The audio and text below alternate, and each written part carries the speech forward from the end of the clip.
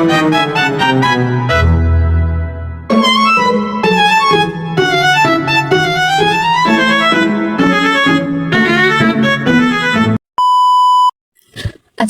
warahmatullahi wabarakatuh. Saya Naswalia Zahira dengan NIM 66612400085. Di video kali ini kita akan melihat strategi yang disusun oleh Dinas Perhubungan Kota Serang.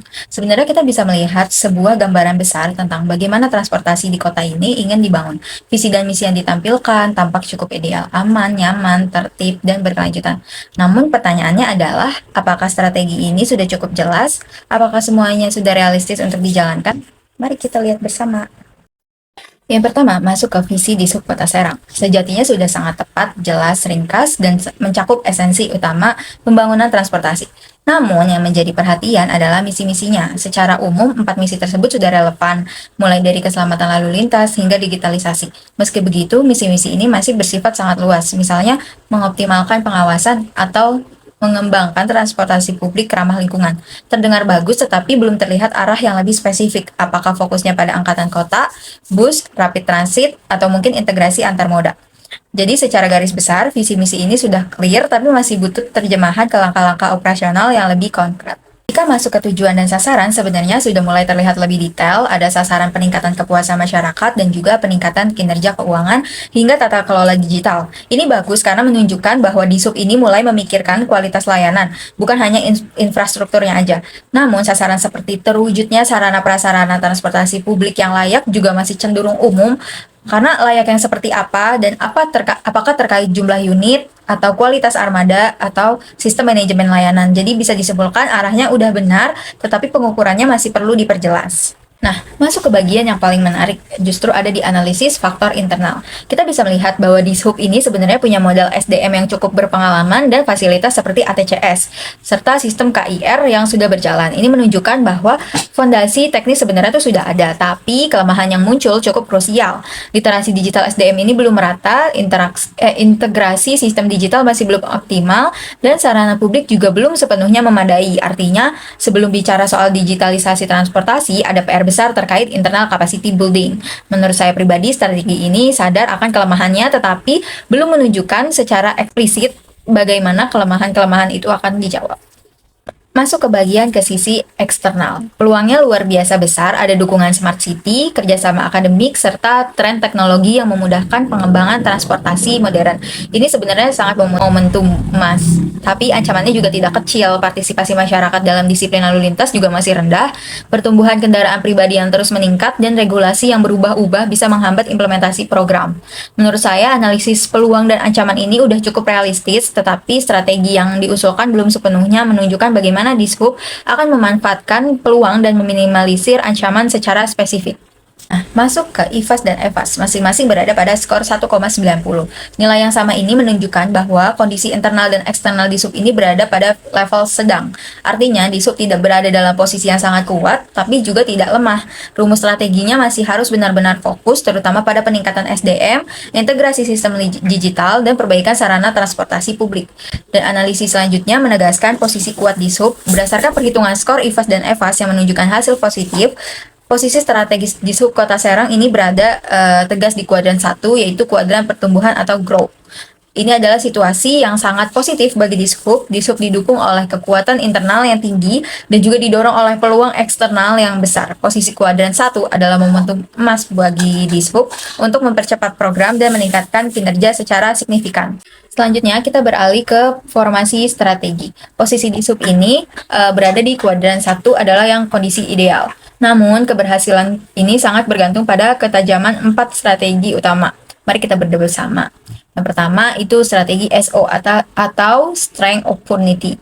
Formulasi strateginya yaitu meningkatkan integrasi sistem transportasi digital ATCS KIR pengadaan untuk memperluas jangkauan operasional dan publik. Strategi ini udah tepat dan visioner. Kekuatan utama Dishub memang harus mendorong ke ranah digital. Namun saran saya perlu ditambahkan fokus pada integrasi data lintas sektor. Percuma sistem EKIR canggih jika datanya ini tidak terhubung dengan kepolisian.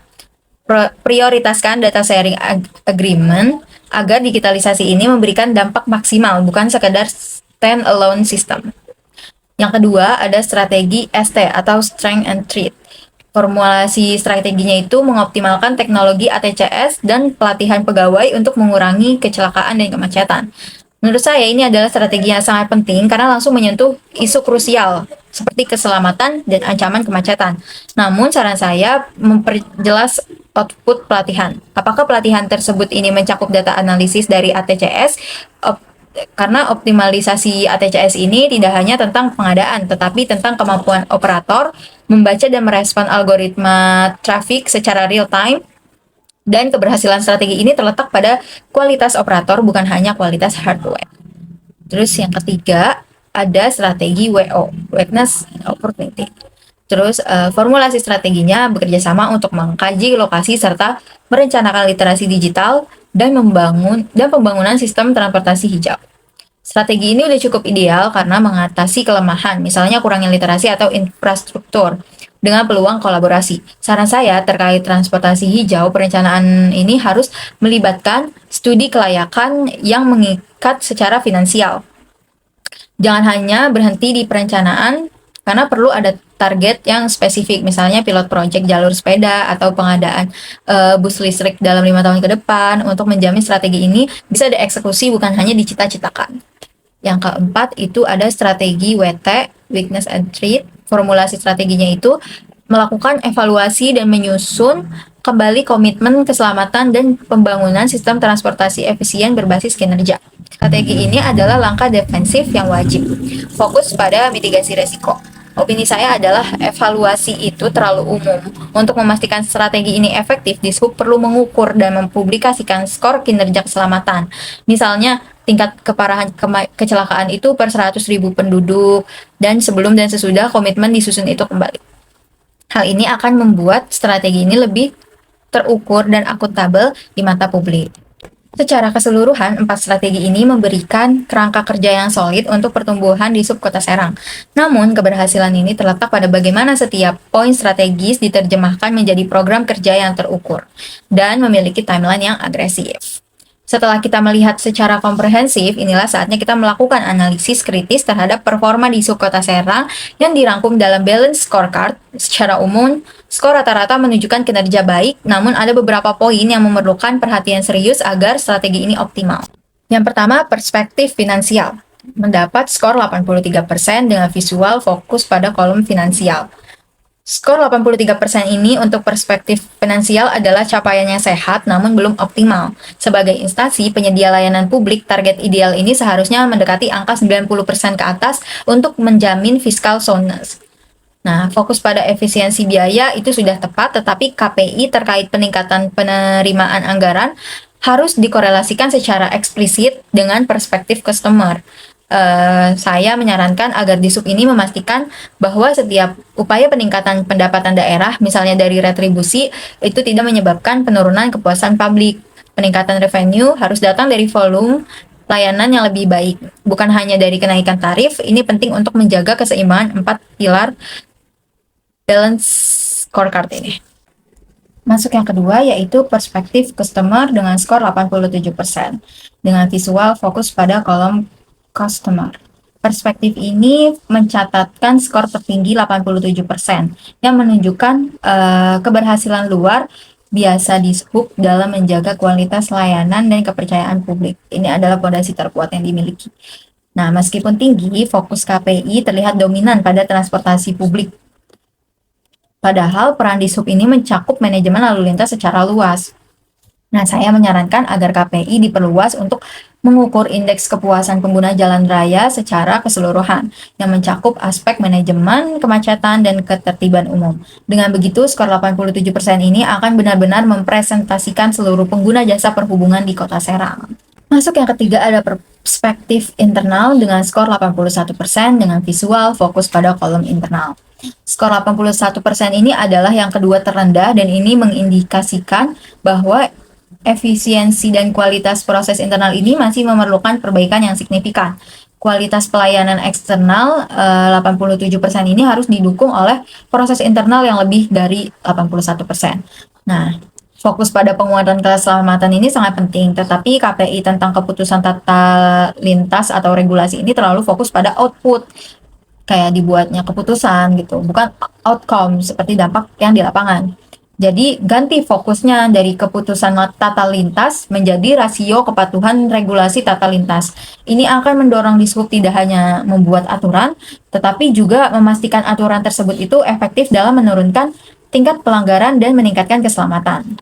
Yang keempat, perspektif learning dan grow dengan skor 76%. Ini adalah titik lemah terbesar dari keseluruhan balance scorecard. Skor 76% ini adalah lampu merah yang wajib segera diatasi. Pertumbuhan jangka panjang ini mustahil tercapai jika fondasi pembelajarannya dan pengembangan SDM-nya itu rendah.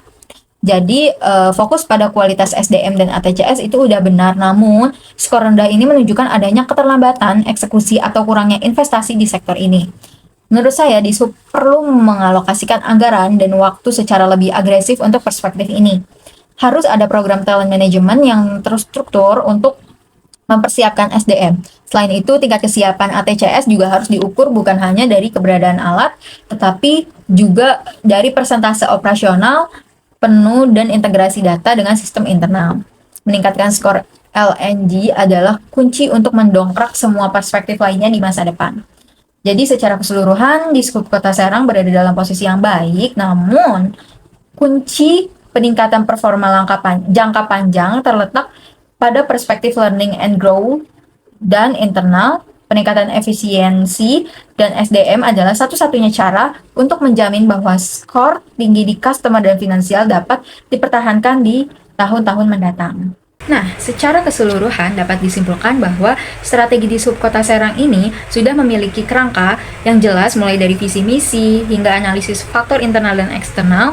Namun jika ditanya apakah strategi ini sudah matang, jawabannya ya belum sepenuhnya. Masih ada kebutuhan untuk memperjelas indikator, memetakan prioritas serta menyiapkan langkah-langkah implementasinya yang lebih terukur. Tapi sebagai dokumen strategi ini sudah menjadi fondasi yang baik untuk mendorong pembangunan sistem transportasi Kota Serang yang lebih modern dan berkelanjutan. Mungkin itu aja, sekian dari saya, kurang lebihnya mohon maaf. Wassalamualaikum warahmatullahi wabarakatuh.